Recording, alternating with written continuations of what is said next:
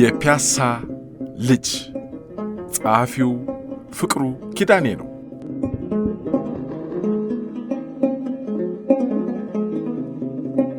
ከቄስ ትምህርት ቤት ፊደል ቆጠራ በኋላ ማንበብና መጻፍ ተምረን መልእክተ ሐዋርያት፣ አቦጌዳ፣ አኩተከን ማለት የእናት ሽሮ ተንተከተከ እንል ነበር ያኔ። ወርደን ዳዊት ደግመን ዋና ዋና ጸሎቶችን ካጠናን በኋላ ዲፕሎማ ሳይሰጡን አሰናበቱን። ለመስተዋድድ መስተጻምርን የተረዳነው በኋላ ነው። ውድ አገራችንን ወሮ የነበረው የፋሽስቱ ኢጣሊያ ጦር ተሸንፎ ከወጣ በኋላ በግርማዊ ቀዳማዊ ኃይለ ሥላሴ አርቆ አስተዋይነት በዘመናዊ ስልጣኔ ለመራመድ ትምህርት ዋናው መሳሪያ መሆኑ ታውቆ ቅድሚያ ተሰጠው። ፈረንሳይኛ ቋንቋ ብቻ የሚያስተምሩ ትምህርት ቤቶች ከጦርነቱ ፍጻሜ በኋላ ወደ እንግሊዝኛ ተቀየሩ። አባቴ ኪዳኔ ገብሬና እናቴ መልኬ ይግለጡ፣ አያቴ አቶ ይግለጡ ዳምጤ፣ አጎቶቼም አዳፍሬ ገብሬ፣ ድንቆና ኤልያስ ይግለጡ፣ አክስቴ ጠጅቱ ይግለጡ ፈረንሳይኛ የተማሩ ቢሆንም በመጀመሪያ ያስገቡኝ ራስ ደስታ ዳምጠው ሆስፒታል አጠገብ ይገኝ በነበረው የስዊድን ሚሽን ነው። ቤተ ዘመዶቼ ፈረንሳይኛ ተናጋሪ ሆነው እኔ እዚያ መላኬ ደስ አላላቸውም መሰለኝ አስወጥተው አሊያንስ ፍራንሴዝ አስገቡኝ። በእናቴ በኩል ካቶሊክ፣ በአባቴ በኩል ኦርቶዶክስ ሃይማኖት የሚያከብር ቤተሰብ ነው። በ1948 ዓመተ ምህረት በቸርችል ጎዳና የሚገኘው የሊሴ ፍራንኮ ኢትዮጵያን ገብረ ማርያም ትምህርት ቤት ሲከፈት በመጀመሪያ ከተመዘገቡት 14 ተማሪዎች መካከል አንዱ ነበርኩ። ከኛ በፊት በገብረ ማርያም ትምህርት ቤት በእንግሊዝኛ ቋንቋ ይማሩ የነበሩት በቀበና ድልድይ አጠገብ በተከፈተው ወደ ቀዳማዊ ኃይለ ሥላሴ አንደኛ ደረጃ ትምህርት ቤት ተዛወሩ። ድሮ በሁለተኛ ደረጃ ትምህርት ቤት እጦት የተነሳ የፈረንሳይኛ ተማሪዎች ወደ ግብጽ በተለይም የኦርቶዶክስ ፓትርያርክ ወዳሉበት አሌክሳንድሪያና ቤሩት ሊባኖስ ከዚያም ወደ ፈረንሳይ ሀገር ይላካሉ። አውሮፓም ሆነ አሜሪካ፣ ህንድም ጭምር ከአፄ ምኒልክ ዘመን ጀምሮ ተማሪዎች ተልከው ይማሩ እንደነበር ታሪክ ያስታውሰናል። በኮተቤ የቀዳማዊ ኃይለ ሥላሴ ሁለተኛ ደረጃ ትምህርት ከተከፈተ በኋላ ዳግማዊ ምኒልክ ተፈሪ መኮንንን፣ መድኃኔ ዓለም፣ ጀነራል ዊንጌት፣ ጎንድራድ ተግባረ ዕድ ተጠናከሩ። በመቀጠል ዩኒቨርሲቲ ኮሌጅ፣ አለማያ እርሻ ኮሌጅ እና ሕንፃ ኮሌጅ ተቋቁመው ትምህርት ተስፋፋ። ትምህርታቸውን የፈጸሙት ሁሉ በብዛት በትምህርት ሚኒስቴር አማካኝነት ወደ አውሮፓ፣ አሜሪካ፣ ካናዳ፣ አውስትራሊያ ጭምር ተልከው በልዩ ልዩ ሙያ ሰልጥነው በመመለስ አገራቸውን አገልግለዋል። መሳፍንትም ልጆቻቸውን በቀጥታ እንግሊዝ ሀገር ይልኩ ነበር። የጃንሆይ ልጅ ልዑል ሳህለ ሥላሴ በመጀመሪያ የተማሩት ኮተቤ ነው። ኢትዮጵያ በሁሉም አንጻር ለመደራጀት እንድትችል የንግድ፣ የመምህራን ማሰልጠኛ፣ የሲቪል አቪዬሽንና የቴሌኮሙኒኬሽን ትምህርት ቤቶች ተከፍተው ማስተማር ጀመሩ። በወታደርነት መስክ የክብር ዘበኛ የጦር ሰራዊት ወይም ሆለታ፣ በኋላ ሐረር፣ የአየር ኃይል ቢሾፍቱ፣ የባህር ኃይል ምጽዋ፣ የፖሊስ ኃይል አካዳሚዎች ተከፍተው ብዙ መኮንኖችን አሰልጥነዋል።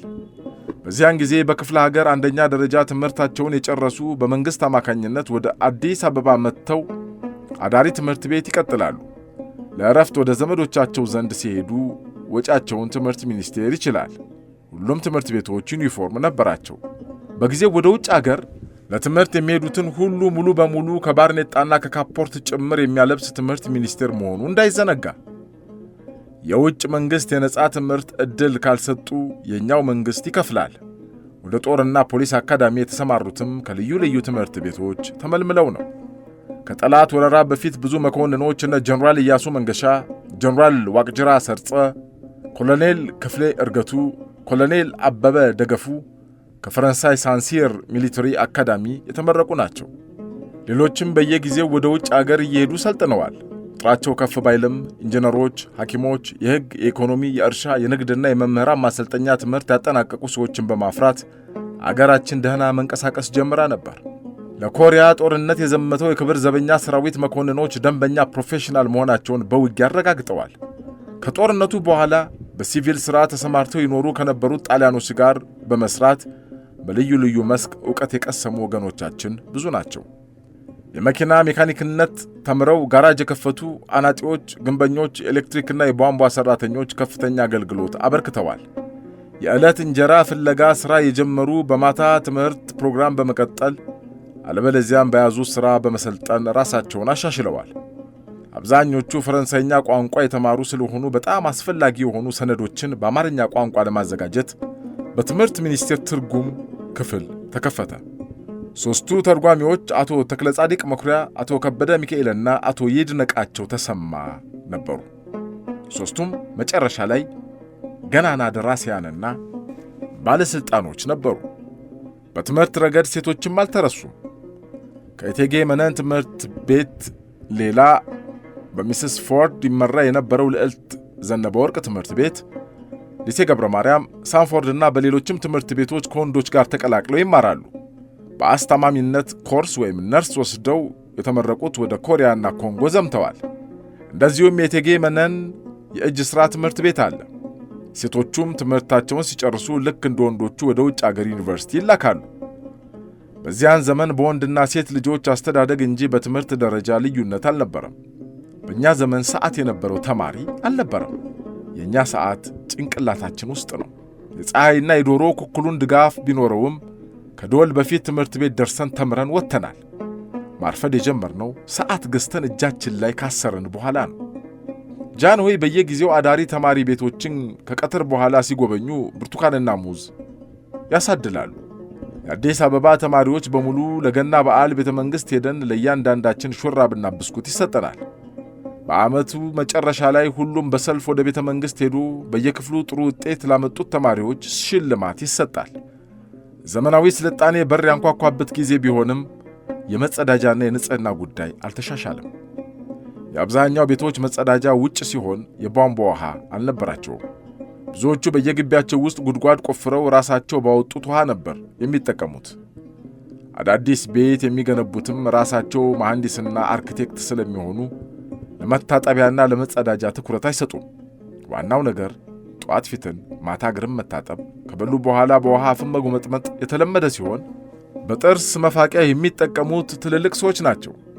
አልፎ አልፎ ፀጉርን ካለመታጠብ የሚመጡ ተባዮችን በማስለቀም የጅሌት ምላጭ የሌለው በጠርሙስ ስባሪ የላጩ ቁንጮ ይሰራሉ።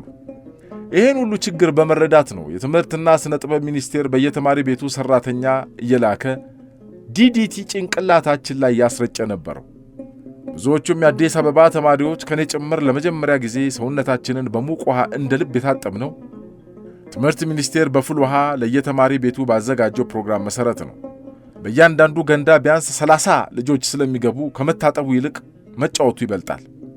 ዓይንን ጨፍኖ ጆሮን በጣት ደፍኖ ተዋሰኝ ማርያም ትዋስህ ተብሎ ውሃ ውስጥ በመስመጥ ለደቂቃዎች ለመቆየት መጣር የዋና ትምህርት አጀማመር ነው። የምትወደደው ከላይ ውሃ የምታፈሰው ሻወር ነበረች። በልጆቹ መካከል ተላላፊ በሽታ ሊኖር ይችላል ብሎ የሚያስብ ሰው አልነበረም። ትምህርት ሚኒስቴር የዓይን ሐኪም እየላከ ያስመረምረናል። እስካሁን ድረስ ያልገባኝ ያላንዳች ሐኪም ፈቃድ ቤተዘመዶቻችን በግድ የሚያስጠጡን የኮሶ መድኃኒት ነው። አባቴ ፒያሳ ብሩሳሊያን ፋርማሲ እየወሰደ ሬንጅ የመሰለ ጥቁር ነገር በማንኪያ ያሱጠኝ ነበር። እንዴት እንደሚመር መግለጽ አይቻልም። ትላልቅ ሰዎች ግን ኮሶ ጠጥተዋል ተብሎ ከሥራ ይቀራሉ። እነርሱ እንኳን ምክንያት ነበራቸው። እኛ ግን ለምን? ሌላ የታወቀ መድኃኒት ደግሞ እንግሊዝ ጨው ነው። ለምን እንደሚያገለግል አናውቅም።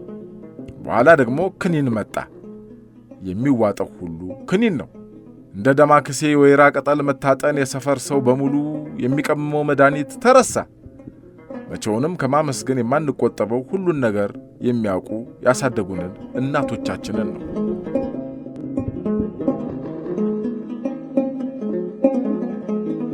የፍቅሩ ኪዳኔ የፒያሳ ልጅ መጽሐፍ ይቀጥላል።